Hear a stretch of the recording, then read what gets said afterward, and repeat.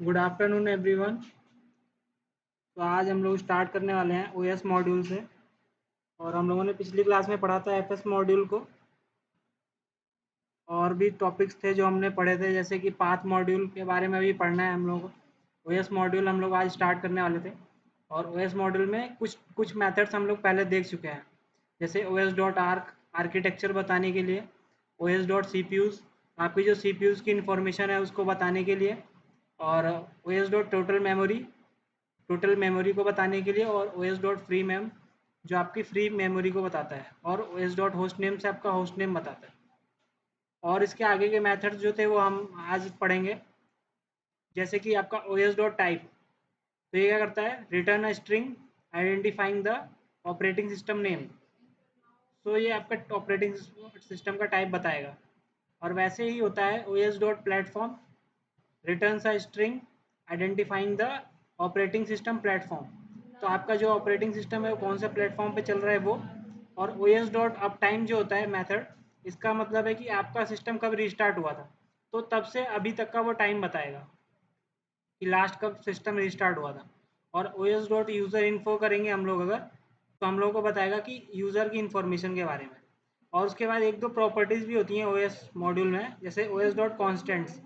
तो operating system में कुछ कांस्टेंट वेरिएबल भी होते हैं, तो ये उनको प्रिंट करता है। तो ये कुछ मेथड्स हैं जो हमें देखने हैं।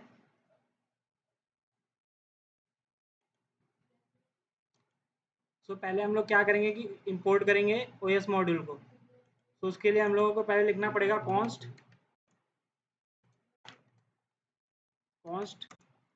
OS is equal to require और ओएस।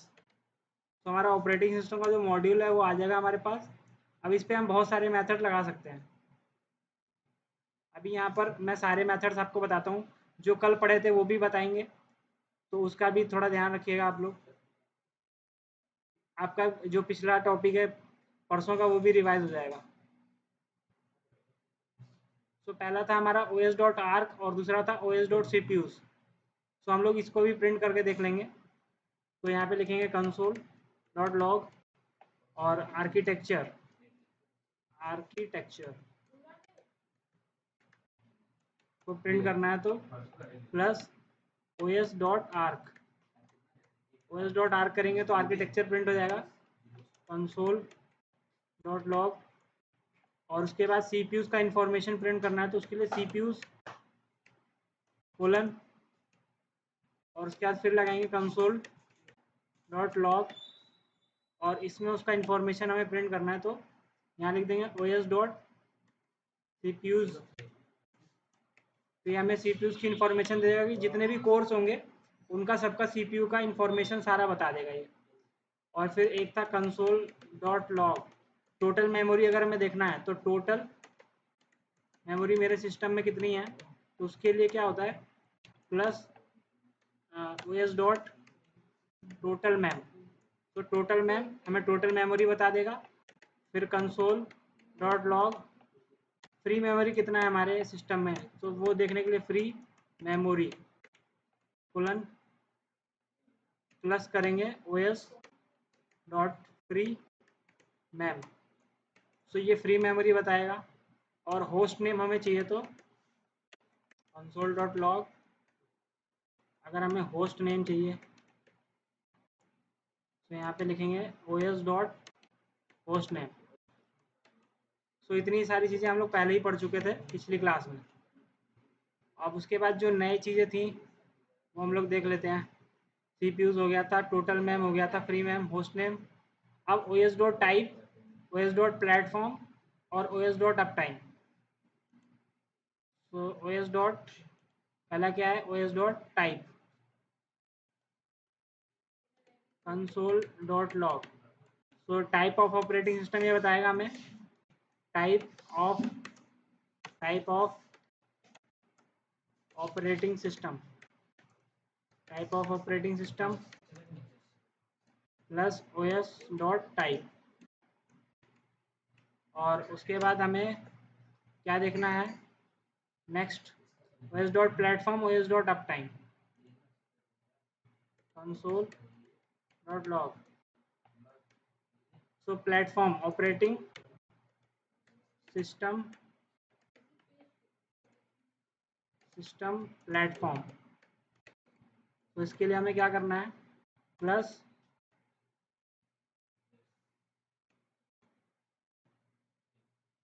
OS डॉट प्लेटफॉर्म और कंसोल डॉट लॉग। हमें चाहिए कि रिस्टार्ट कब हुआ था, तो लास्ट रीस्टार्ट टाइम। तो अगर हमें ये चाहिए तो उसके लिए plus OS dot up time. तो ये हो गया। और क्या था, यूज़र इन्फो। तो यूज़र इन्फो चाहिए अगर हमें, तो उसके लिए हम यूज़र इन्फो को प्रिंट करेंगे कंसोल डॉट लॉग, यहाँ पर लिखेंगे यूज़र इन्फो, और उसके लिए फिर space plus OS dot user info. तो ये कुछ चीज़ें हैं जो कि हमें चाहिए था, और हम इसको अब रन करा के देखेंगे यहाँ पर। तो हमें क्या चाहिए, नोड, और फिर फाइल का नाम लिखेंगे। तो मेरा फाइल का नाम modules डॉट जे एस। तो एंटर करेंगे, यहाँ पर कुछ एरर आ रहा है, const OS is equal to require is not a function।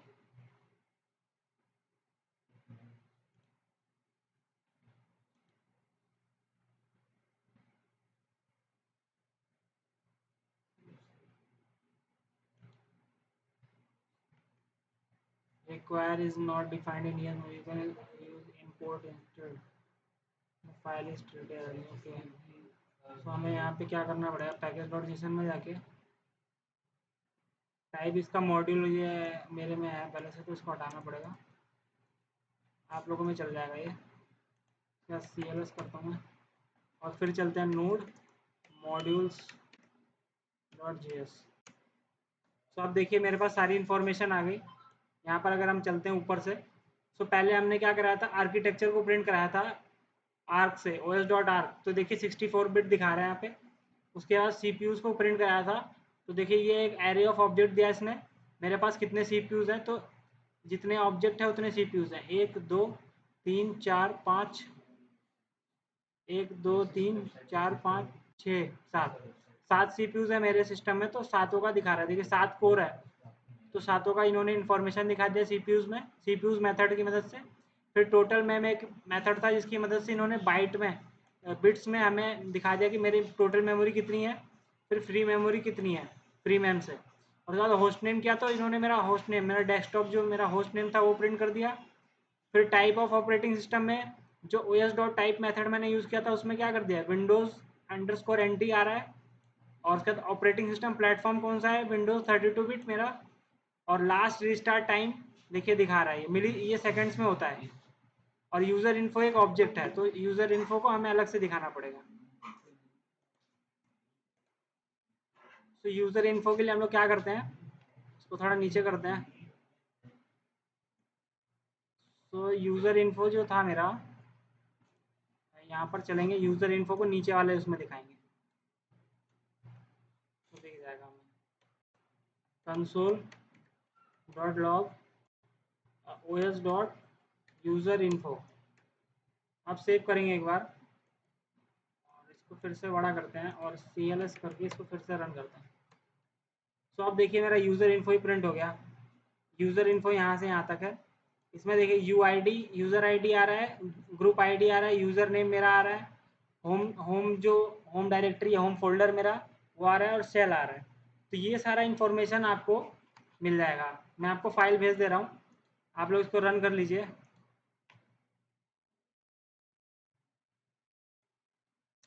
Ctrl+A Ctrl+C, और व्हाट्सएप पे मैं भेज देता हूँ आपको। और इसको एक बार रन करके देखिए, आप लोग बताइए कि आपका आउटपुट आ रहा है या नहीं।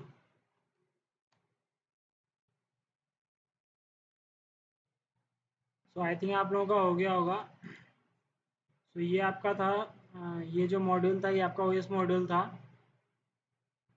और OS मॉड्यूल में दो दो इसमें कॉन्स्टेंट्स भी होते हैं, जैसे एक कांस्टेंट है और एक है तो एक इसमें वेरिएबल होता है, प्रॉपर्टी होती है कांस्टेंट्स, ये इसके कांस्टेंट्स को प्रिंट करता है, तो उसको भी हम कर सकते हैं यहाँ पे प्रिंट os डॉट कॉन्स्टेंट्स करके कंसोल डॉट लॉग कॉन्स्टेंट्स।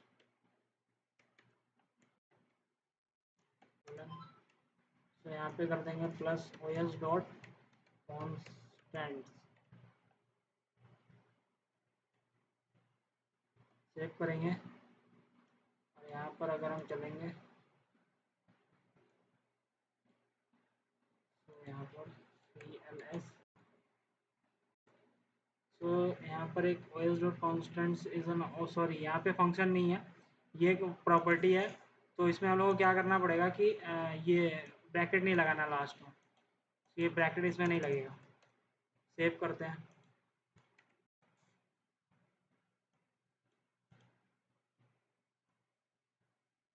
तो यहाँ पर क्या आ रहा है, cannot convert object to primitive value.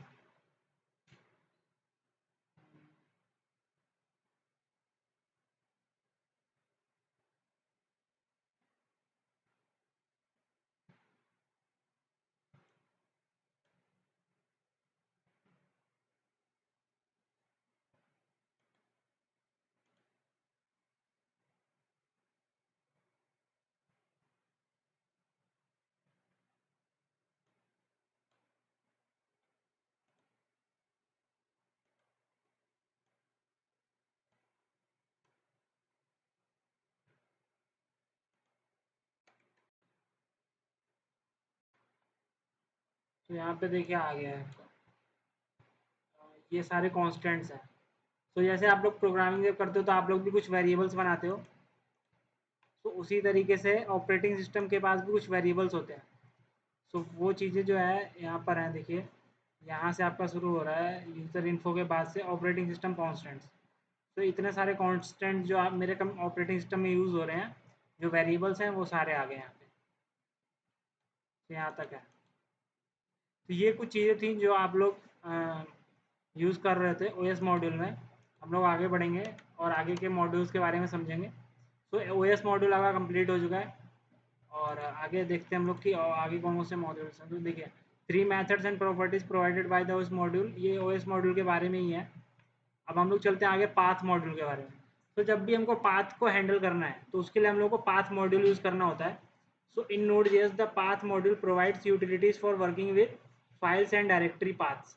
तो जैसे जो पाथ आप देते हो ना फाइल का, किसी भी फाइल का, तो उसको हैंडल करने के लिए हम लोग पाथ मॉड्यूल का यूज़ करते हैं। It is a core module, so you can use it without needing to install anything extra. So आपको एक्स्ट्रा कोई भी चीज़ इंस्टॉल करने की जरूरत नहीं है, ये क्योंकि कोर मॉड्यूल्स हैं तो ये Node.js में बाय डिफॉल्ट प्री डिफाइंड आते हैं। बस आपको इसको इंपोर्ट करना है रिक्वायर करके और यूज़ करना है। सो इसमें क्या है कि पाथ डॉट ज्वाइन एक मेथड है ज्वाइन। सो ज्वाइन क्या करता है, बहुत सारे पाथ आप इसको प्रोवाइड करोगे तो उसको दे के ये एक पाथ बना देगा आपका। सो मान लीजिए अब हमने क्या बताया था आपको कि जब मैंने फर्स्ट क्लास बताई थी तो एक चीज़ मैंने आपको बताई थी कि जब आप Node.js को यूज़ करते हो तो यहाँ पर क्या होता है कि dir नेम और फाइल नेम दो चीज़ें आपको मिलती हैं। तो dir नेम क्या बताता है आपको कि आपका करंट डायरेक्टरी कौन सी है। एक बार हम लोग देखते हैं आके, इसको नीचे करते हैं। अब हम लोग इसको हटा देंगे और उसकी जगह पाथ मॉड्यूल को देखें तो कंट्रोल ए और उसको हटा देंगे और यहाँ पे लिखेंगे const path equals to require path. तो देखिए हमारे पास पाथ मॉड्यूल को इंपोर्ट कर लिया हमने और उसके बाद देखिए हमारे पास क्या होता है कि जब आपको मैंने पहले बताया था कि यहाँ पर कुछ आर्गूमेंट पहले से पास करता है जो इमीडिएटली इन्वोक फंक्शन में आते हैं। तो उसमें एक था अंडरस्कोर फाइल नेम और अंडरस्कोर डर नेम क्या होता है, dir नेम जो होता है डायरेक्टरी नेम। तो अगर मैं यहाँ प्रिंट करूँ कंसोल डॉट लॉग और यहाँ पर प्रिंट कर दें डायरेक्टरी नेम को, डायरेक्टरी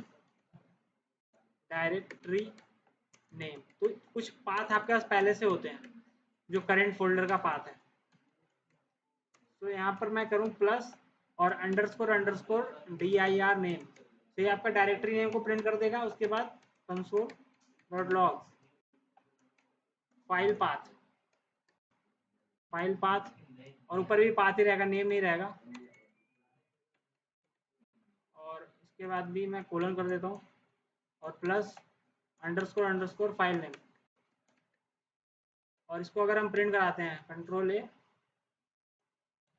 यहाँ पर क्या करेंगे नोड और मॉड्यूल्स डॉट जेएस, तो मैं एंटर कराऊंगा तो देखिए यहाँ पर डायरेक्टरी पाथ आ गया और फाइल पाथ। तो डायरेक्टरी पाथ कहाँ तक का दिखाएगा, नोड जेएस एग्जाम्पल तक का, जो मेरा ये करंट फोल्डर बना हुआ है यहाँ तक का दिखा रहा है। Node JS example current folder यही है, तो वहाँ तक का पाथ दिखा रहा है dir नेम से। और जो मॉड्यूल्स डॉट जेएस फाइल है जिसके अंदर मैं हूँ, तो दूसरा जो है वो फाइल नेम तक का दिखा रहा है पाथ। तो आपका यहाँ तक पाथ दिखा रहा है। और अब अगर आपको इसको यूज़ करना है और इसका यूज़ करके एक पाथ बनाना है, और इसका यूज़ करके भी बना सकते हैं या कुछ और भी यूज़ कर सकते हैं। सो मान लीजिए आपको एक पाथ बनाना है, तो पाथ बनाने के लिए क्या करेंगे, इसको हटाते हैं यहाँ से और यहाँ पर एक मैं पाथ बनाता हूँ, तो पाथ डॉट ज्वाइन। तो ज्वाइन करने का मतलब हो गया कि बहुत सारे पाथ को आप ज्वाइन कर सकते हो। तो मान लीजिए आपको करंट डायरेक्टरी चाहिए, तो dir नेम अगर करेंगे तो करंट डायरेक्टरी में मिल जाएगा हमको dir नेम। सो अभी हम आगे करंट डायरेक्टरी में, अब मुझे यहाँ से कहाँ जाना है, मान लीजिए इसके बाद मुझे क्या पाथ बनाना है, इसके बाद मैं यहाँ पे एक फोल्डर बना देता हूँ, एक फोल्डर और बनाता हूँ यहाँ पे यूटिलिटी। और यूटिलिटी के अंदर मेरा क्या है, एक फाइल बना देता हूँ मैं, new file first dot TXT.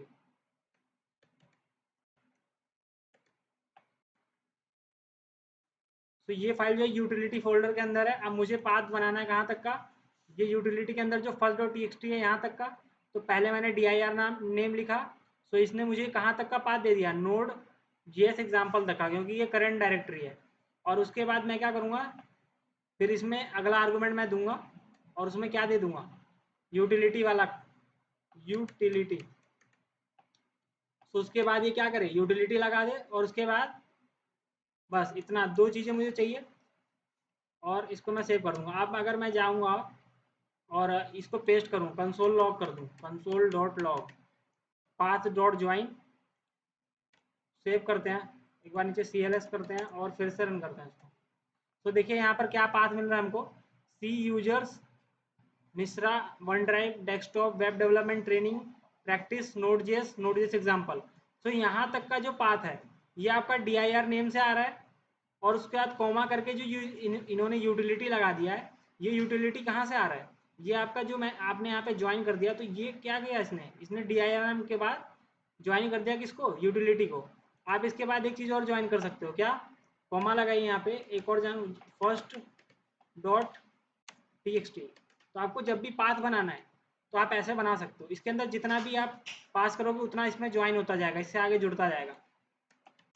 तो यहाँ पे अगर हम फिर से करेंगे तो देखिए यूटिलिटी के बाद फर्स्ट डॉट टीएक्सटी, तो एक ये पाथ बन गया है। आप चाहो तो इसको किसी उसमें भी स्टोर कर सकते हो, कॉन्स्ट यूज़र पाथ कर गया, कुछ भी वेरिएबल में इसको स्टोर कर सकते हो।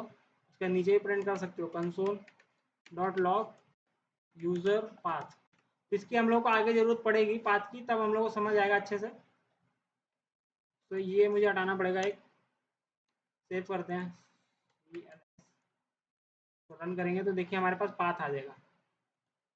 तो इसमें देखिए joins all given path segment, तो पाथ और ज्वाइन का मतलब होता है क्या, ज्वाइन कर देता है अलग अलग पाथ को together using the platform specific separator as a delimiter, then normalize the result. So ये स्लैश अपने आप लगा देगा। अब देखिए यहाँ पे एक बन रहा है const file path is equal to path dot join, इन्होंने एक स्लैश फू लिखा, फिर बार बार ASDF और फिर QUX और फिर डॉट डॉट। तो ये क्या पाथ बन जाएगा, स्लैश फू स्लैश बार स्लैश BAZ/ASDF/QUUX और फिर डॉट डॉट। तो मैं कॉपी कर देता हूँ और आपको भेज देता हूँ, कंट्रोल C करके। मैं इसको एक बार फिर से देखिए, मैं इसकी जगह ये वाला लिखूँगा और देखते हैं अब क्या रिजल्ट आ रहा है। तो इसको एक बार रीरन करते हैं। तो देखिए यहाँ पे क्या पाथ बना, स्लैश फू स्लैश बार स्लैश बैच स्लैश ASDL, यहाँ तक का पाथ बना। और तो ये चीज़ है, आपको ये चीज़ मिल जाएंगी यहाँ पे।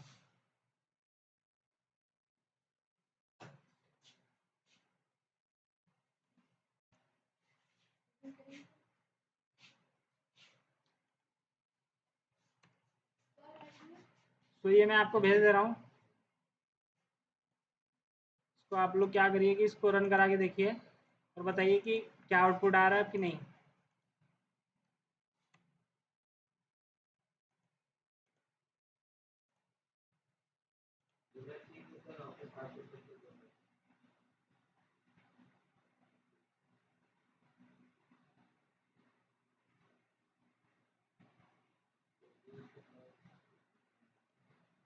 अब यहाँ पर देखिए ये क्या है, पाथ डॉट ज्वाइन जो है ये तो पाथ बनाने का काम कर रहा है ऐसा। सो यहाँ पर मैं एक कमेंट लिख दूँ अगर कि used for making path with multiple arguments, with multiple arguments। तो ये एक चीज़ ये हो गई। उसके बाद अब अगला हमें क्या करना है, अगला सीखना है। तो अगला देखिए यहाँ पर क्या, base name. So base name, तो पाथ डॉट अगर बेस नेम करते हैं, बेस नेम, बेस नेम, तो ये क्या करता है, ये रिटर्न करता है क्या, returns the file name. So last का, लास्ट लास्ट फाइल नेम, तो लास्ट का जो फाइल नेम होता है उसको रिटर्न करता है। तो देखिए अगर मैं यहाँ पे करूँ, जैसे कि मैं एक पाथ इसमें पास करता हूँ, तो मैं इसी को कॉपी कर लेता हूँ यहाँ से। देखिए मैंने पाथ को रिक्वायर कर ही रखा है, मेरे पास एक फाइल है, उसका मुझे फाइल नेम चाहिए। तो देखिए यहाँ पे मैंने एक पाथ इसको दिया, ये वाला,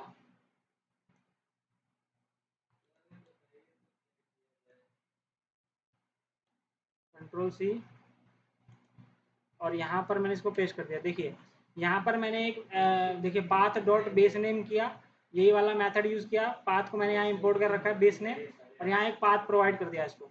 तो ये क्या करेगा, यहाँ पर देखिए मैंने लिखा हुआ return the last file name. तो यहाँ पे लास्ट में क्या है, फाइल नेम है, तो ये रिटर्न कर देगा, पूरा नहीं रिटर्न करेगा, ये खाली इतना पार्ट, इतना पार्ट। और ये कहाँ आ जाएगा, फाइल नेम में, और वही यहाँ पे प्रिंट हो जाएगा। तो मैं अगर यहाँ पे रन करूँगा इसको, तो यहाँ पर देखिए, तो सेव करते हैं पहले और फिर से रन करते हैं। तो यहाँ पर देखिए पहला वाला जो आउटपुट है ये तो ऊपर वाला दिखा रहा है, जो कि इसको सबको एक में कर दे रहा है। और जो दूसरा वाला आउटपुट देखिए, सो यहाँ पर मैंने foo स्लैश बार स्लैश बैच और क्विक पुश डॉट HTML किया, तो उसमें से खाली इसने जो फाइल का नाम है, जो लास्ट का पार्ट है, ये खाली इन्होंने भेजा। अब आप अगर इसमें चाहते हो एक चीज़ और कि returns only the file name, मतलब file name, not the extension, not the extension. अब एक्सटेंशन क्या होता है, जो फाइल का टाइप होता है। आप यहाँ देखिए फाइल का टाइप क्या है, डॉट HTML। तो उसके लिए क्या करना पड़ेगा, यही मैं एग्जांपल को कॉपी करूँगा, Ctrl+C, और यहाँ पे पेस्ट कर देंगे, Ctrl+V। अब यहाँ पे आपको आउटपुट में क्या, क्विज डॉट HTML नहीं चाहिए, खाली QUUX चाहिए। तो उसके लिए क्या करेंगे, हम यहाँ पर इतना दे दिया, उसके बाद यहाँ पे बगल में मुझे क्या लगाना पड़ेगा, कोमा, और यहाँ हम लिखेंगे HTML। सो हमने उसका पाथ बना दिया इसको। और इसको इसलिए एरर आ रहा है क्योंकि मैंने वेरिएबल का नाम सेम कर रख दिया है। तो यहाँ पर मैं रख देता हूँ फाइल नेम 1, और इसका नाम रख देता हूँ 2। सो और यहाँ पर भी इसको 2 करके प्रिंट करा देते हैं, सेव करते हैं, और यहाँ पर भी 1 कर देंगे। सेव करेंगे तो यहाँ पर CLS, तो देखिए खाली QUUX दिखा। और आप यहाँ डॉट भी लगा दीजिएगा, सॉरी, तो डॉट भी नहीं आएगा। जो चीज़ आप यहाँ दूसरा आर्गूमेंट दोगे तो वो हटा देगा उसमें से। देखिए खाली QUUX आ रहा है। तो इसमें अगर आप सेकंड आर्गूमेंट में वो एक्सटेंशन पास कर दोगे तो वो सारा चीज़ हटा देगा उसमें। अगर मैं एक्स पास कर देता हूँ यहाँ पे, तो शायद लास्ट का एक्स भी हट जाएगा। देखिए लास्ट का एक्स भी हट गया। टैक्स नहीं हटाते वैसे जनरली हम। तो मान लीजिए किसी का एक्सटेंशन निकाल के खाली फाइल का नाम दिखाना है, तो वही आए, तो आप ऐसे कर सकते हो। तो देखिए आ रहा है। और क्या मेथड्स हैं, एक है फाइल नेम विदाउट एक्सटेंशन और एक है फाइल नेम। तो मैं इसका नाम वही रख देता हूँ, यहाँ पे फाइल नेम रख देते हैं इसका नाम, और इसका नाम रखते हैं फाइल नेम विदाउट एक्सटेंशन। तो ये वेरिएबल नेम है, ये आप कुछ भी रख सकते हो।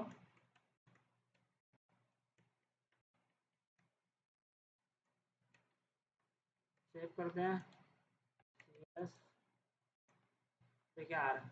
अब अगला जो मेथड हम लोग देखेंगे, तो यहाँ पर क्या है, इन्होंने क्या किया है कि एक dir नेम का डायरेक्टरी का पाथ दिया है और उसको प्रिंट करा दिया। तो आप इसको भी यूज़ कर सकते हो, ये कुछ भी नहीं करता, वैसे ही पाथ को प्रिंट कर देता है, तो इसका उतना ज़रूरत है नहीं।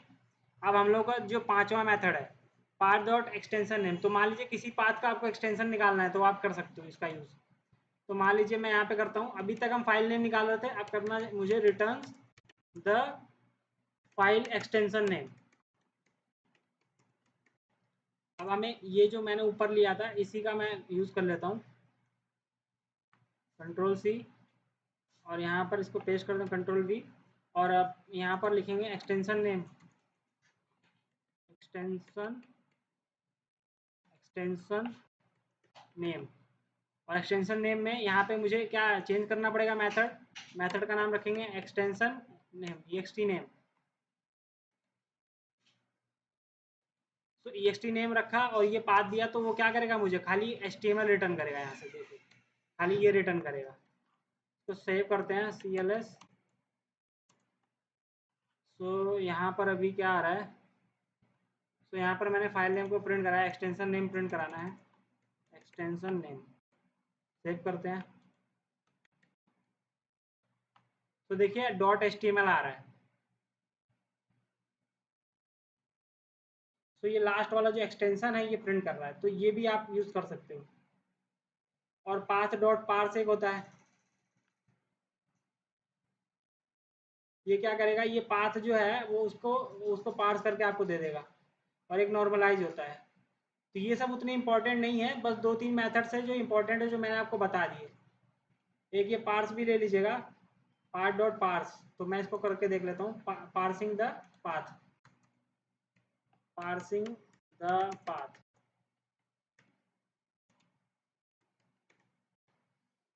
तो इसको हम लोग करेंगे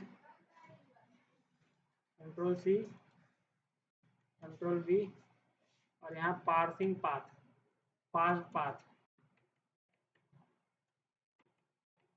और यहाँ लिख देंगे पाथ डॉट पार्स। तो ये इसके बारे में एडिशनल इन्फॉर्मेशन भी पेस्ट कर दे, हमें प्रिंट करके दे देगा। सेव करते हैं, इसको मैं हटा देता हूँ यहाँ से। तो ये एक ऑब्जेक्ट रिटर्न करता है, तो इसको रन करेंगे जब, तो देखिए पहले मैंने जो है पाथ डॉट ज्वाइन को किया था, तो उसने ज्वाइन करके दे दिया। फिर दूसरा मैंने क्या किया था, यहाँ पर नीचे करता हूँ मैं। सो दूसरा मैंने देखिए पाथ डॉट ज्वाइन था ये, और दूसरा था बेस नेम। तो बेस नेम क्या करता है, लास्ट का जो ये होता है फाइल नेम पूरा दे देता है, तो इसने पूरा दे दिया, इसमें QUX.html आ गया। अब उसके बाद मुझे इसमें क्या, अगर हम दूसरा आर्गूमेंट में .html दे दो तो उतना हटा के दे देगा। देखिए खाली फाइल का नेम आ गया। अब मुझे अगर एक्सटेंशन चाहिए तो उसके लिए ext नेम होता है एक्सटेंशन के लिए, और अगर मुझे ऑब्जेक्ट का सारा पूरा पार्सिंग प्रिंट करना है तो पार्स मेथड यूज होता है। तो ये जो चार मेथड्स हैं ये मोस्ट इंपॉर्टेंट मेथड्स हैं, सो इसको आप लोग पढ़ लीजिएगा, बाकी उतना यूज़ नहीं होते। सो करके बताइए आपको समझ आ रहा है कि नहीं। सो हम लोग का पाथ मॉड्यूल भी कंप्लीट हो चुका है, और आई थिंक आप लोगों को इसमें कोई डाउट होगा नहीं। और हम लोग अब आगे बढ़ते हैं, और हम लोग अब समझेंगे इवेंट्स के बारे में। सो इवेंट्स हम लोगों ने जावास्क्रिप्ट जब पढ़ रहे थे, वनीला जावास्क्रिप्ट, तब भी हम लोगों ने देखे थे कि इवेंट्स क्या होते हैं। और वहाँ पर हम लोग क्या कर रहे थे कि डायरेक्ट ऑन क्लिक इवेंट लगा रहे थे और हम फंक्शन को बता दे रहे थे। तो वहाँ पे हम बना नहीं रहे थे इवेंट्स को, वो बने बनाए इवेंट्स थे और उसको यूज़ कर रहे थे। लेकिन नोड.जेएस में क्या होता है कि कुछ इवेंट आपको बनाने भी पड़ते हैं, मतलब आप बना सकते हो इवेंट को और उसको फिर रन भी करा सकते हो। तो उसके लिए देखिए हमको यहाँ पर देखिए इवेंट्स मॉड्यूल इन नोड.जेएस मिलता है। So in Node.js, the events module provides an event emitter class. So event emitter जो क्लास होती है बहुत इंपॉर्टेंट क्लास है, इसके पास सारे मेथड्स होते हैं और सारी पावर होती है आपके इवेंट्स को हैंडल करने के लिए। तो इसको जिस क्लास से एक्सटेंड कर देंगे, मतलब इनहेरिटेंस का यूज करेंगे, और ये क्लास है इसको जहाँ पे हम एक्सटेंड कर देंगे तो वो जो क्लास होगी ना वो भी क्या बन जाएगी, उसके अंदर भी हम इवेंट को डिफाइन कर सकते हैं, उसको यूज कर सकते हैं। So that allows you to handle and respond to events in a structured way. ये तो events होते क्या हैं पहले आपको ये समझना पड़ेगा। तो मान लीजिए कोई काम किसी टाइम पे होना है तो वो एक इवेंट होता है।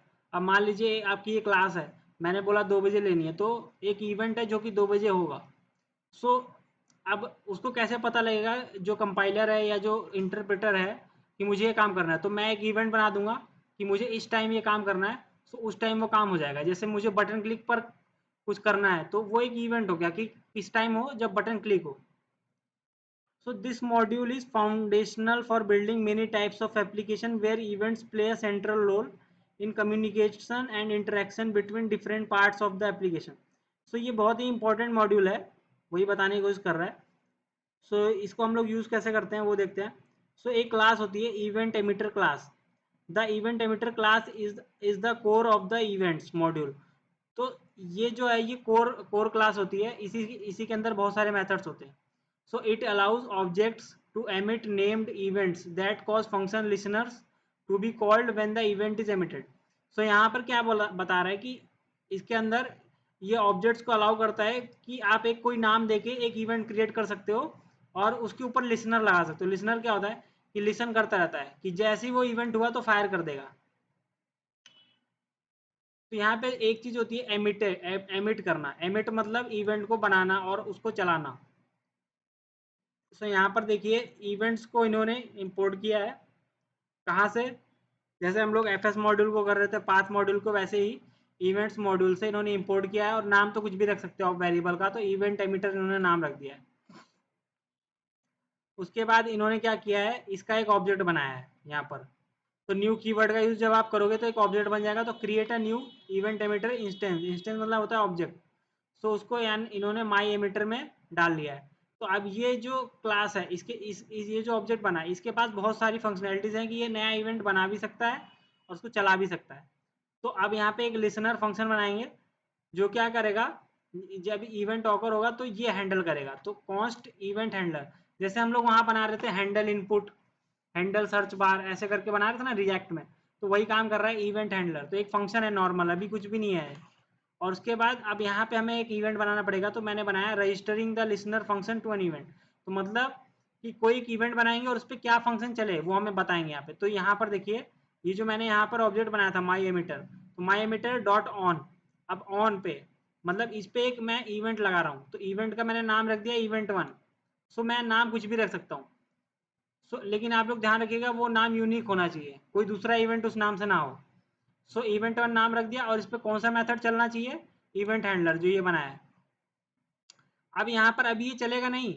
अब जब आप एमिट मेथड को कॉल करो, एमिट मतलब चला दो। ये अभी मैंने बता दिया इसको। अब जब मुझे चलाना हो तो मैं क्या करूँगा, माई एमिटर डॉट एमिट और इवेंट 1 ये जो नाम है इसको दे दूंगा, तो ये क्या करेगा इस फंक्शन को चला देगा। ये पहला एग्जाम्पल है, इसको हम लोग एक बार करके देखेंगे। हम लोग इसको बड़ा कर लेते हैं और उसको हटा देते हैं, कंट्रोल ए, हटा दिया सारा।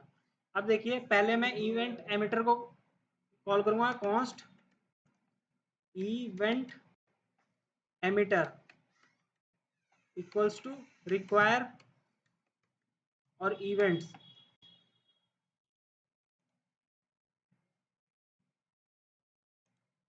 तो यहाँ पे इवेंट्स, तो हमारे पास इवेंट्स में इवेंट एमिटर में इवेंट्स की क्लास आ गया। अभी यहाँ पे हम ऑब्जेक्ट बनाएंगे। Create an object, create an object और instance for the event emitter.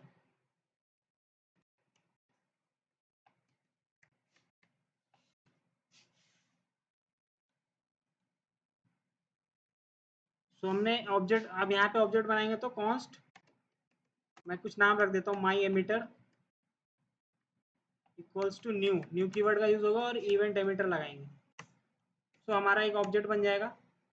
अब इस ऑब्जेक्ट का यूज करके हम नया इवेंट बना भी सकते हैं और उसको कॉल भी कर सकते हैं। तो पहले मैं एक फंक्शन बनाता हूँ, normal function. So handle event करके मैं एक फंक्शन बना देता हूँ। तो const handle event equals to एक कॉल बैक फंक्शन बना, मैं एक एरो फंक्शन बनाऊंगा और इसके अंदर मुझे मान लीजिए लिखना है console dot log my custom event is called. So मेरा जब ये कॉल होगा तो ये प्रिंट कर देगा कंसोल पर। सो ये मेरा मेथड हो गया। अब मैं क्या करूँगा, रजिस्टरिंग द इवेंट। तो मुझे एक नया इवेंट बनाना है तो उसको मैं registering the event new event कर देता हूँ। सो उसके लिए क्या करना पड़ेगा, जो माई एमिटर मैंने बनाया my emitter dot on. So on बनाएंगे और यहाँ पर मैं इसको इवेंट दे दूंगा। जैसे मैंने फर्स्ट इवेंट रख दिया, इसका नाम फर्स्ट इवेंट। और उसके बाद मुझे फंक्शन का नाम देना है जो इस पर कॉल होगा, तो हैंडल इवेंट। सो ये दो चीज़ें आपको मिल गई। अब मैं यहाँ पे कॉलिंग कर रहा हूँ, कॉलिंग द इवेंट। तो उसके लिए क्या करना पड़ेगा, माई एमिटर डॉट एमिट मतलब कॉल कर दो। और उसमें क्या जो फर्स्ट इवेंट मैंने लिखा था फर्स्ट इवेंट, उसको मैं दे दूंगा और सेव कर दूंगा। सो देखिए आपका यहाँ पर मैं क्लियर स्क्रीन करता हूँ। तो जैसे ही रन कराऊंगा तो ये इवेंट को कॉल कर देगा नीचे वाले। यहाँ पर मैं लिखता हूँ नोड और मॉड्यूल्स डॉट जेएस और एंटर करते हैं। तो देखिए यहाँ पर ये प्रिंट हो गया मेरा माई कस्टम इवेंट इज कॉल्ड। तो ये तुरंत प्रिंट हो गया क्योंकि ये पूरा रन हो गया। अब मान लीजिए मुझे ये इवेंट कब फायर करना है, मुझे ये इवेंट 5 सेकंड बाद फायर करना है। तो मैं क्या करूँगा, यहाँ पे टाइम आउट लगा सकता हूँ। सो यहाँ पर लगाऊंगा मैं सेट टाइम आउट। तो सेट टाइम आउट मैं कॉल कर लूँगा और यहाँ पर क्या कर दूंगा, यहाँ एक कॉल बैक लेता है ये, तो कॉल बैक दे देंगे इसको। और उसके बाद यहाँ दूसरा जो आर्गूमेंट होता है वो क्या होता है, टाइमिंग। तो मैं 5000 अगर लिख दूँ 5000 मिली सेकेंड तो 5 सेकंड हो जाएगा। और इसको मैं इसी के अंदर लिख दूंगा कंट्रोल एक्स, इस फंक्शन के अंदर कंट्रोल वी। तो अब ये 5 सेकंड बाद ही चलेगा। तो यहाँ पर मैं CLS करता हूँ और रन करते हैं फिर से। देखिए अभी नहीं चल रहा है। अब जब 5 सेकंड हो जाएगा उसके बाद प्रिंट करेगा माई कस्टम इवेंट इज कॉल्ड। तो 5 सेकंड बाद ये हुआ। तो इसमें मैंने क्या किया, यहाँ पर मैंने देखिए, मैं एक बार फिर से आपको बता देता हूँ। मैंने क्या किया, कॉन्स्ट इवेंट एमिटर, यहाँ कुछ भी नाम रख सकते हो, वहाँ से इवेंट्स को निकाला और उस इवेंट्स का यूज़ करके मैंने एक ऑब्जेक्ट बना दिया न्यू कीवर्ड का यूज़ करके इवेंट एमिटर, और उसको एक माई एमिटर में स्टोर कर दिया। उसके बाद मैंने एक नॉर्मल फंक्शन बनाया। तो मैं लिख देता हूँ function for handling the event so ये फंक्शन तब चलेगा जब इवेंट कॉल होगा। तो अभी तो मैंने रजिस्टर नहीं किया, आप नीचे आएंगे रजिस्टर करेंगे, मतलब कि इवेंट का नाम देंगे और उस पर कौन सा फंक्शन चलना चाहिए वो बताएंगे। तो ऑन यहाँ मेथड यूज होता है। और उसके बाद जब मुझे चलाना है उस इवेंट को, तो उसका नाम हम कहाँ देंगे, एमिट फंक्शन में। तो ये चल जाएगा, सेव कर देंगे इसको और कंट्रोल ए करके कंट्रोल सी करके मैं आपको दे देता हूँ। इसको करके देखिए एक बार आप लोग।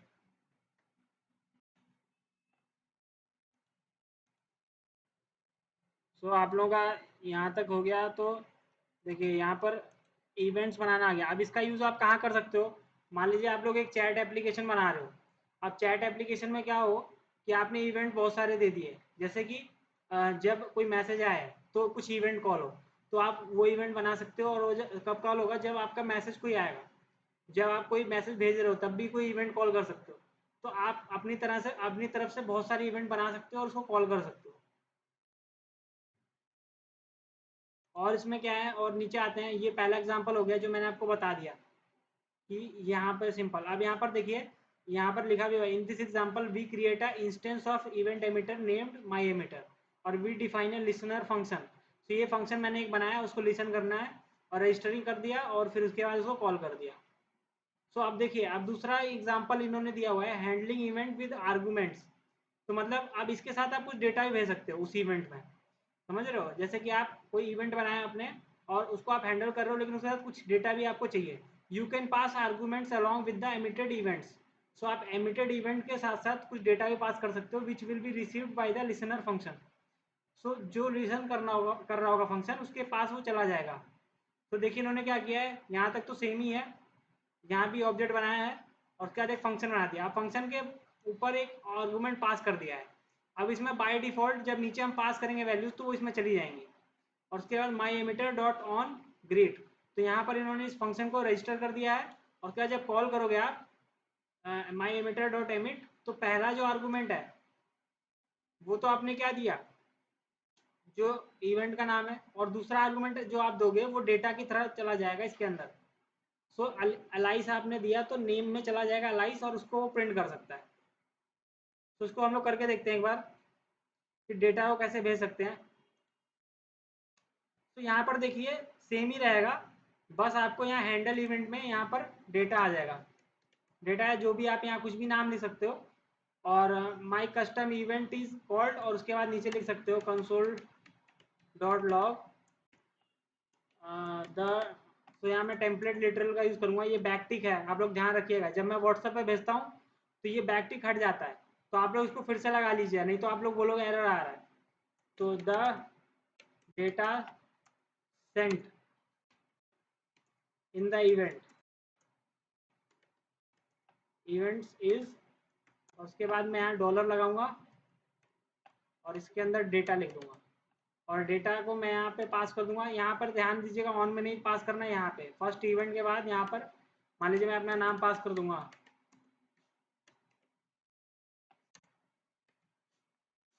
तो सेव करेंगे जब इसको और इसको रन करेंगे,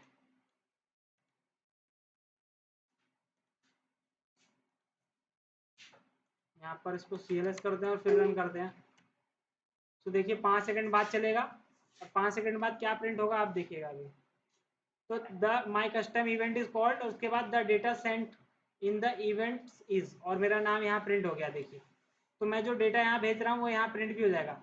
आप इसकी जगह ऑब्जेक्ट भी भेज सकते हो, तो ऑब्जेक्ट अगर भेजोगे तो आप क्या कर दोगे, इसकी जगह ऑब्जेक्ट लगा देंगे, ऑब्जेक्ट, और ऑब्जेक्ट में आप की वैल्यू पेयर भेज सकते हो। मान लीजिए नेम भेज दिया मैंने, और उसके बाद एज भेज दी। दो चीज़ें भेजनी है अगर मुझे, तो मैं दो चीज़ें भी भेज सकता हूँ। और इसको मैं वहाँ पे कैसे आप कॉल करूँगा, तो डेटा के अंदर ऑब्जेक्ट आया होगा, तो मैं यहाँ पे क्या लिख दूंगा, डेटा डॉट नेम, और उसके बाद मैं यहाँ पे एंड कर देता हूँ, और उसके बाद मैं डॉलर लगाऊंगा फिर, और डेटा डॉट एज। सो दो चीज़ें मैंने यहाँ रिसीव कर ली, और फिर से इसको CLS करते हैं, रन करते हैं, 5 सेकंड बाद चलेगा। सो देखिए यहाँ पर मेरा नाम भी आ गया और एज भी आ गया, तो मैंने यहाँ ऑब्जेक्ट भेजा और ऑब्जेक्ट यहाँ पे रिसीव कर लिया। मैं इसको सेव कर आपको भेज दे रहा हूँ, आप लोग रन करिए इसको।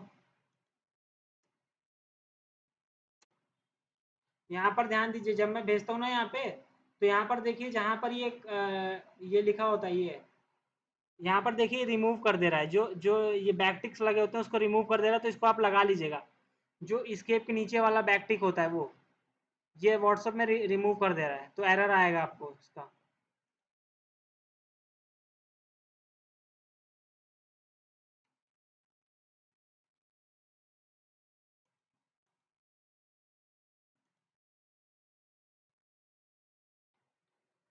तो हम लोग का यहाँ तक हो गया। अब देखिए इसमें एक और एग्जांपल है, using once for one time event handling. तो मान लीजिए आपको एक ही टाइम इवेंट को हैंडल करना है, उसके बाद नहीं करना, तो आप वंस को भी यूज़ कर सकते हो। ये जो मेथड होता है, the once method allows you to register a listener that is called at most once for a particular event. So यहाँ पर लिखा हुआ है इसके बारे में देखिए, यहाँ पर वन टाइम लिसनर होता है ये। तो अगर आपको कोई इवेंट एक ही टाइम चलाना है तो उसके लिए है माई एमिटर डॉट वंस। सो इसमें क्या आएगी, एक आप इवेंट दे रहे हो और उसके बगल में आप फंक्शन दे रहे हो डायरेक्ट जो कॉल हो जाए। आप ऐसे भी कर सकते हो ऐसे। और उसके बाद जब ये माई एमिटर डॉट एमिट करोगे, कनेक्शन को कॉल करोगे, तो उसको कॉल कर देगा। फिर further emits of connection event won't be trigger the listener again. तो एक बार जब आपका फंक्शन चल गया तो फिर वो नहीं चलेगा दोबारा। अब इसका यूज़ आप कहाँ कर सकते हो, मान लीजिए आपको डेटाबेस से कनेक्शन वगैरह का कोड लिखना है और उस कोड को रन करना है, तो वो तो एक ही बार रन होता है, तो उसको आप वंस मेथड से रन करा सकते हो। यहाँ पे ऑन ना लिख के वंस लिख दो। तो हम लोग क्या करेंगे, इसको चेंज करेंगे और इसको एक ही बार रन करना है मुझे। तो उसके लिए क्या करेंगे, वंस यहाँ लगा देंगे बस, ONCE, बस, और कुछ भी नहीं करना है। सो ये एक ही बार रन होगा। और अगर मैं इसको फिर से दोबारा कॉल करता हूँ 5 सेकंड बाद, कॉपी करके Ctrl+C करते हैं और एक बार और कॉल कर देते हैं, Ctrl+V करके सेव करते हैं, तो देखिए नहीं रन होगा दूसरा वाला CLS। और देखिए मैं इसको रन करता हूँ,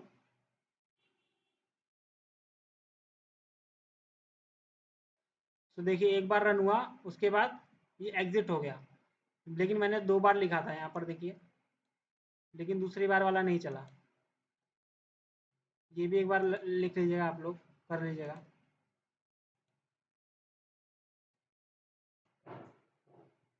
तो ऑन की जगह बस वंस करना है, ONCE। तो आपका जो है वो एक टाइम चलेगा इवेंट। तो आपका जो इवेंट हैंडलिंग पार्ट है, इसमें देखिए एक लास्ट एग्जांपल है, error handling with event emitter. तो आप इससे एरर हैंडलिंग को भी कर सकते हो। तो the event emitter class provides special handling for errors if an error event is emitted and no listeners are registered for it. Node.js will print a stack trace and exit the process by default. सो यहाँ पर इन्होंने एक event बनाया जो कि जब error आए कोई तब चले। तो उसके लिए क्या करना है आपको, माई एमिटर करके जो हम लोग करते हैं वैसे ही करना है। उसके बाद यहाँ पे माई एमिटर डॉट ऑन और यहाँ पर लिखना है एरर, और एरर पे कॉल कर देना है, emits an error event with an error object। सो यहाँ पर क्या होगा कि देखिए माई एमिटर डॉट एमिट किया और यहाँ पर ये कॉल करता है इवेंट को। तो यहाँ पर आपने जो भी नाम रखा होगा वो यहाँ पे आपको देना होगा एरर। और उसके बाद ये दूसरा आर्गूमेंट हम लोग डेटा पास कर रहे थे, तो उसकी जगह यहाँ पे क्या कर दिया, न्यू एरर, और उसके अंदर उन्होंने पास कर दिया ये। सो ये यहाँ से यहाँ चला जाएगा और ये प्रिंट हो जाएगा ERR डॉट मैसेज में।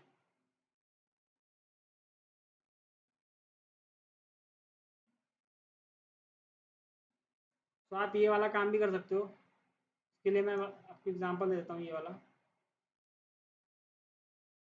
Ctrl+C,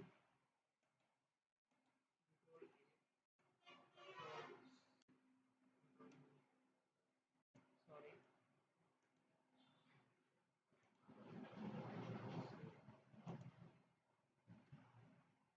सेव करते हैं।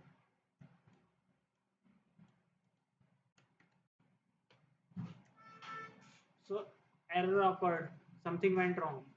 तो ये कैसे चल रहा है, मैंने एक इवेंट एमिटर को कॉल किया और उस पर एक नया इवेंट माई एमिटर बना दिया और माई एमिटर डॉट ऑन। तो यहाँ पर रजिस्टर किया मैंने एक एरर नाम का इवेंट, और उस पर मैंने डायरेक्ट भी आप फंक्शन दे सकते हो या यहाँ बना के यहाँ नाम दे सकते हो, तो वही चीज़ है। और यहाँ आपका एक डेटा पास हो रहा है, अब वो एरर है या जो भी है आप यहाँ लिख सकते हो। और वो डेटा कहाँ से आएगा, अभी ये इसके अंदर ऑब्जेक्ट भी आ सकता है। तो ये यहाँ से आप क्या पास करो, इसके अंदर जो हम लोग पहले डेटा पास कर रहे थे, ऑब्जेक्ट पास कर रहे थे, यहाँ से एक न्यू एरर करके एक ऑब्जेक्ट पास कर रहे हो जो कि एरर का ऑब्जेक्ट है। और वहाँ पे आप जो मैसेज दोगे वो यहाँ ऑब्जेक्ट में सेव होकर यहाँ चला जाएगा, और उसको वो ERR डॉट मैसेज करके प्रिंट करा दे रहा है। तो उसको भी आप लोग करिए। ये लास्ट पार्ट है, ये लास्ट एग्जांपल है आपका। एरर हैंडलिंग भी ऐसे कर सकते हैं हम। यहाँ पर बस डिफरेंस ये है कि यहाँ पर आप जो ऑब्जेक्ट पास कर रहे हो आपका नहीं है, न्यू एरर करके एरर का ऑब्जेक्ट पास कर रहे हो, और एरर के अंदर एक मैसेज होता है, तो उस मैसेज को हम प्रिंट करा देंगे तो एरर प्रिंट हो जाएगा हमारा, जो जो एरर आ रहा होगा।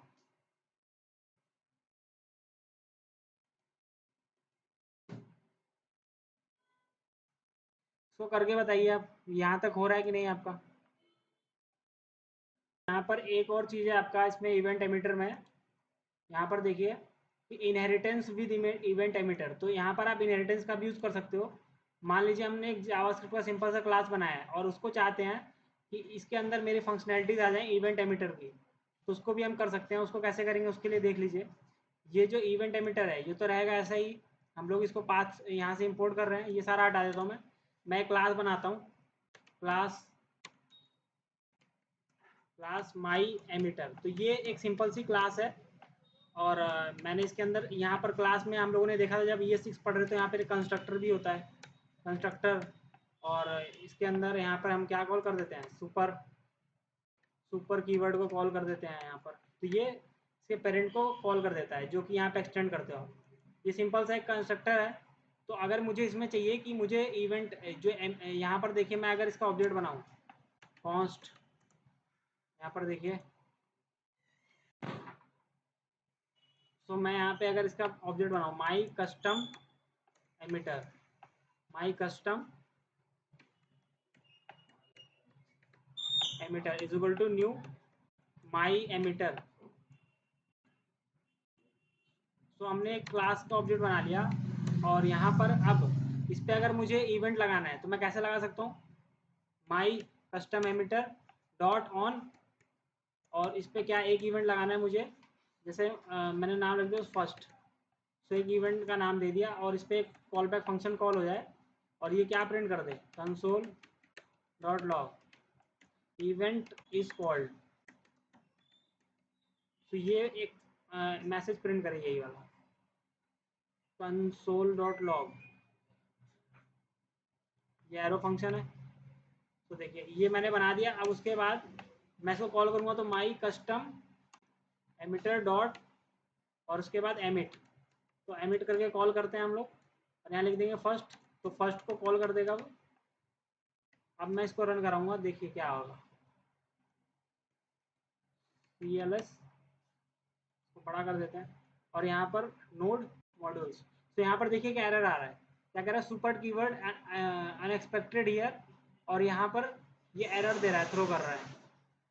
सो अब मैं सुपर कीवर्ड को भी हटा देता हूँ। चलिए यहाँ पे सुपर का एरर दे रहा है, तो चलिए ठीक है, इसको भी हटा देता हूँ और CLS फिर से एक बार रन करते हैं।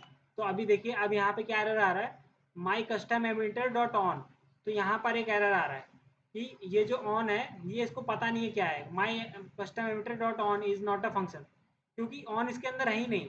तो ऑन इसके अंदर कैसे हम लोग भेजेंगे, इस क्लास के अंदर कुछ ऑन है ही नहीं। तो यहाँ पे हमें एक्सटेंड करना पड़ेगा, क्या एक्सटेंड्स, इनहेरिटेंस का यूज़ करेंगे और यहाँ क्या लिखेंगे, इवेंट एमिटर, जो ऊपर मैंने क्लास को किया है। तो इससे क्या होगा, ऑन फंक्शन इसके अंदर आ जाएगा, इसके अंदर सारी फंक्शनैलिटीज आ जाएंगी इवेंट एमिटर की। अब देखिए आप रन करेंगे तो रन हो जाएगा।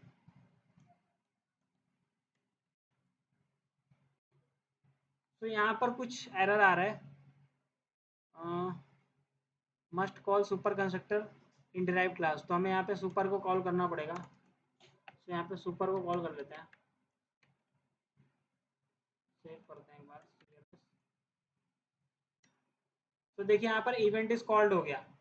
तो इवेंट हमारा चल गया, क्यों, क्योंकि मैंने यहाँ पर इसको एक्सटेंड कर दिया, मैंने जो अपनी कस्टम क्लास बनाई थी उसको एक्सटेंड कर दिया इवेंट एमिटर से। तो उसके अंदर ऑन भी आ गया और एमिट भी आ गया मेथड, और मैंने इसी का ऑब्जेक्ट बना के इसको इससे फिर कॉल कर लिया। तो आप ऐसे भी कर सकते हो। तो करके बताइए आप लोग।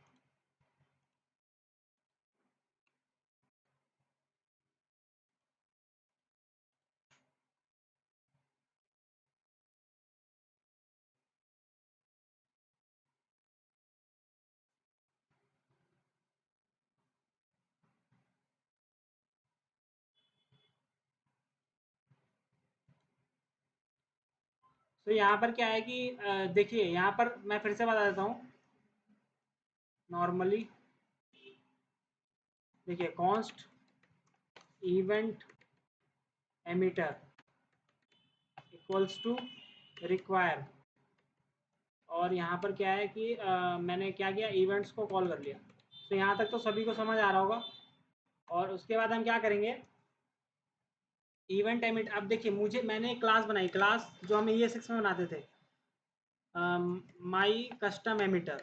तो मैंने एक क्लास बनाई और उस पर क्या किया, मैंने नॉर्मली क्लास बना के यहाँ पर एक कंस्ट्रक्टर को कॉल कर दिया, कंस्ट्रक्टर, और उसके अंदर क्या होता है, एक कॉल बैक होता है, एक फंक्शन होता है। तो यहाँ पे सुपर को मैंने कॉल कर दिया। ये हम लोग करते थे ES6 में भी। अब मान लीजिए मैं चाहता हूँ कि इसका ऑब्जेक्ट मैं जब बनाऊँ माई कस्टम इवेंट एमिटर का, तो मैं उसके लिए क्या करूँगा, const my custom event emitter, स्कैन छोटा रख देंगे, equals to new my custom event emitter. So मैंने इसका ऑब्जेक्ट बनाया और इस पर मैं क्या करता हूँ, इवेंट लगाना चाहता हूँ। तो हम क्या करेंगे, my custom event emitter dot on, और इस पर मैं एक इवेंट लगाता हूँ फर्स्ट, और ये इस पर क्या कॉल हो, क्या मतलब हो, सो हम वो लगा देंगे एरो फंक्शन में, console dot log event is called, event is called. तो ये प्रिंट हो जाए जब भी इवेंट कॉल हो। अब मुझे एमिट करना पड़ेगा इसको, तो my custom event emitter dot emit, तो उससे कॉल हो जाएगा और उसमें हम पास कर देंगे इवेंट को। तो मेरा क्या इवेंट था, फर्स्ट। सो अब ये कॉल होना चाहिए, लेकिन अभी ये कॉल नहीं होगा, एरर देगा। सुपर का पहले एरर दिया, चलिए मैं सुपर को यहाँ पे कमेंट कर देता हूँ। तब भी देखिए, अगर आगे भी रन कराएंगे इसको, तो देखिए क्या एरर दे रहा है, my event my custom emitter dot on is not a function. So यहाँ पर ऑन इसको मेथड मिल ही नहीं रहा है, क्योंकि इसके अंदर है ही नहीं, और मुझे इसको चाहिए, तो मुझे यहाँ पे एक्सटेंड करना पड़ेगा किसको, इवेंट एमिटर को। तो हम यहाँ पे क्या कर सकते हैं, एक्सटेंड्स इवेंट एमिटर। तो इवेंट एमिटर को जैसे एक्सटेंड किया, तो ऑन और जो एमिट मेथड थे वो इसके अंदर आ गए, और फिर इन्होंने इसको कॉल कर लिया, और सुपर को भी हम अनकमेंट कर देंगे, सेव कर देंगे, CLS करेंगे और फिर से रन कराएंगे। तो देखिए इवेंट इज कॉल्ड आ गया, जो ये प्रिंट हो गया। तो ये चीज़ है कि आप एक क्लास अपना कस्टम बना के उसके थ्रू भी इवेंट को कॉल करा सकते हो और बना सकते हो। एक बार इसको करिए और करके बताइए कि आपको, आपसे हो रहा है कि नहीं ये वाला। और ये आपका इवेंट्स भी ख़त्म हो गया है, इवेंट्स मॉड्यूल भी ख़त्म हो गया है। अगर आपको इसको इसमें कोई डाउट है तो वो पूछ लीजिए।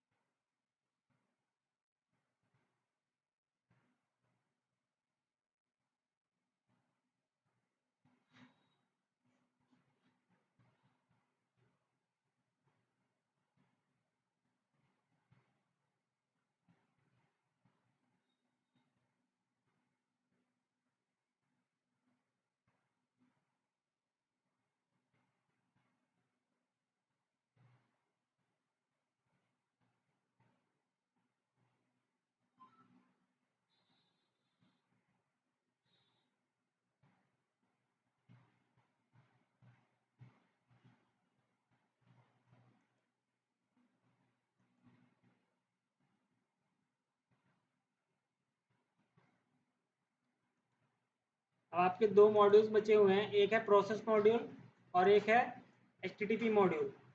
सो इन दो मॉड्यूल्स में सबसे ज़्यादा इंपॉर्टेंट आपका HTTP मॉड्यूल है, और हम लोग आगे भी HTTP मॉड्यूल को यूज़ करेंगे।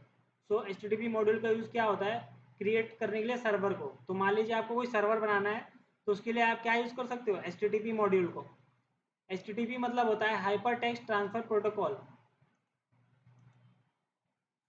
यहाँ पर आइएगा, यहाँ पर देखिए, प्रोसेस वाले को हम लोग बाद में समझेंगे, और अभी देख लेते हैं HTTP मॉड्यूल को। तो HTTP मॉड्यूल इन Node.js, तो in Node.js the HTTP module provide functionality to create HTTP server and make HTTP request. So जो भी हम लोग फेच API का यूज़ करके जो बनाते थे फ्रंट एंड पर, और वहाँ से हम लोग एक API को फेच कर रहे थे, तो वो API को कौन बनाता है, वो हम लोग Node.js से बना सकते हैं, और उसको उसके लिए हमको क्या यूज़ करना पड़ेगा, HTTP मॉड्यूल। सो हम लोग जब HTTP मॉड्यूल बनाएंगे तो हम यहाँ से API को बना सकते हैं। It is a core module. So core module है, तो इसको हमें इंस्टॉल करने की भी जरूरत नहीं है, वो बाय डिफ़ॉल्ट आता है। So you can use it without needing it to install anything extra. Here is an overview of how to use the HTTP module with example. तो यहीं पे हम लोग देखेंगे। सो पहला जो काम होता है HTTP मॉड्यूल का, क्रिएट करना server. So creating an HTTP server, तो उसको करने के लिए, to create an HTTP server in Node.js you can use the HTTP dot create server method. तो HTTP के पास एक मैथड होता है जिसका नाम होता है क्रिएट सर्वर। सो ये क्या करता है, सर्वर क्रिएट करता है। This method returns an instance of HTTP dot server which inherits from net dot server. You can listen for request on this server instance and respond accordingly. So यहाँ पर एक ये सर्वर बना रहा है, तो उसके लिए पहले हमें क्या करना पड़ेगा, पहले हमें HTTP मॉड्यूल को लेना पड़ेगा।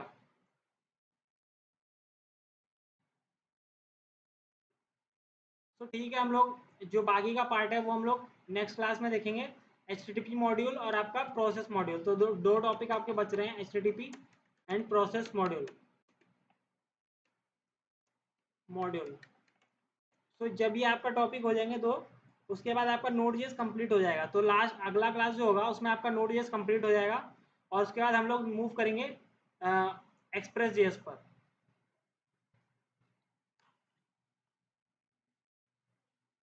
तो आज की क्लास के लिए इतना ही रखते हैं, आप लोग इसको रिवाइज करिएगा। जो मैंने आपको पढ़ाया है आज, मैंने पढ़ाया आपको पाथ मॉड्यूल के बारे में और OS मॉड्यूल थोड़ा बताया, और फिर हम लोगों ने इवेंट्स मॉड्यूल को समझा। तो 3 मॉड्यूल आपके आज खत्म हो गए। अब जो बचा हुआ है वो HTTP मॉड्यूल है और प्रोसेस मॉड्यूल है, और फिर आपका Node.js कंप्लीट हो जाएगा।